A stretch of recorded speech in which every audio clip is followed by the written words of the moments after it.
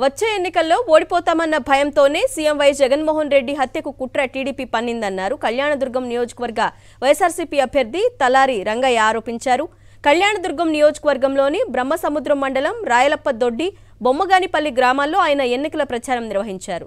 కళ్యాణదుర్గంలో YSRCP కార్యకర్తలపై TDP దాడులు అమానుషమని, కులాల మధ్య చిచ్చు పెట్టేందుకు టీడీపీ నేతలు కుట్రలు చేస్తున్నారని ఆయన మండిపడ్డారు.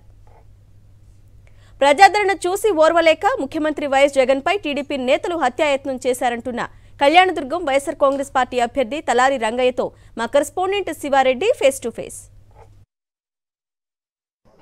సార్వత్రిక ఎన్నికలు సమీపిస్తున్న వేళ అభ్యర్థుల ప్రచారం ఊపందుకుంటోంది. రాజకీయ పార్టీల అభ్యర్థులు పోటాపోటీగా ప్రచారం నిర్వహిస్తున్న పరిస్థితి కనిపిస్తోంది. వైఎస్ఆర్ కాంగ్రెస్ పార్టీ అభ్యర్థులు ప్రచారంలో ముందంజ కొనసాగిస్తున్న వాతావరణం అయితే కనిపిస్తోంది. అనంతపురం జిల్లా కళ్యాణదుర్గం నియోజకవర్గంలో విస్తృతంగా పర్యటిస్తూ ఉన్నారు వైఎస్ఆర్ కాంగ్రెస్ పార్టీ అభ్యర్థి తలారి రంగయ్య గారు.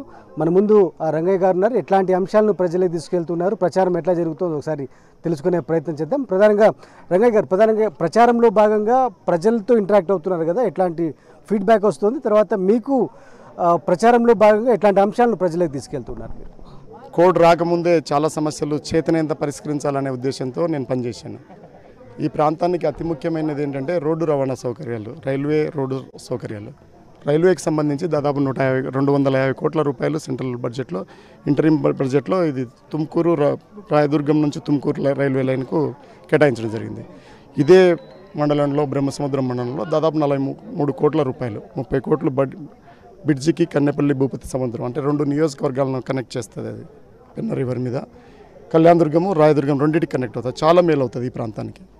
అంతే 13 కోట్లు పెట్టి ఇంకొక రోడ్డుకు 19 కిలోమీటర్లు వేయించింది. అంతేకాకుండా ఎంపీ ల్యాడ్స్కి సంబంధించి, స్వచ్ఛ భారత్కి సంబంధించి ప్రతిదీ వీలైనంత శక్తి మేర, ఎందుకంటే ఆఫీసర్గా పనిచేసిన అనుభవం ఉంది కాబట్టి నేను ప్రజల సమస్యలు పరిష్కరించుకుంటూ వెళ్ళాను. లైట్లకు సంబంధించి కూడా 79 లక్షల రూపాయలు మొత్తం నియోజకవర్గం అంతే. ఇలాంటి అభివృద్ధిని చూస్తున్నారు. దాదాపు అయితే సంక్షేమం గురించి వేరే చెప్పాల్సిన పనిలే. భారతదేశంలోనే అదొక రికార్డ్, అది చరిత్ర. ఇవన్నీ చూసిన తర్వాత ఏమైపోయిందంటే తెలుగుదేశం ప్రభుత్వానికి, గవర్నమెంట్ పార్టీకి బంబేలు ఎత్తిపోయి ఒక ఆర్థికంగా బలంగా ఉన్న ఒక ధనవంతుని పంపించారు. ఇక్కడ డబ్బుతో కొనొచ్చు అనుకున్నారు. కానీ కళ్యాణదుర్గం ప్రజల్లో నేను గమనించింది ఏంటంటే ఆ నీతివర్తనులు, నీతిని అనుసరించే వాళ్ళు ఇక్కడ ఎక్కువ ఉన్నారు. నైతికంగా చాలా బలంగా ఉన్నారు. ఎంత కమిట్మెంట్ అంటే నా మైండ్లో అప్పుడప్పుడు గ్యాప్లో గుర్తొస్తుంది, అరే వీళ్ళ రుణం ఎట్లా తీర్చుకోవాలని. ఏమి ఇస్తున్నాము, అవతల నా ప్రత్యర్థి ఎంత ఇస్తున్నాడో నాకు తెలుసు. ఏమి ఇవ్వకుండా ప్రజలు ఇంతమంది ఎలా రాగలుగుతున్నారు? జగనన్న మీద అభిమానంతో, జనంకి మేలు చేస్తాననే ఒక నమ్మకంతో నాతో తిరుగుతున్నారు.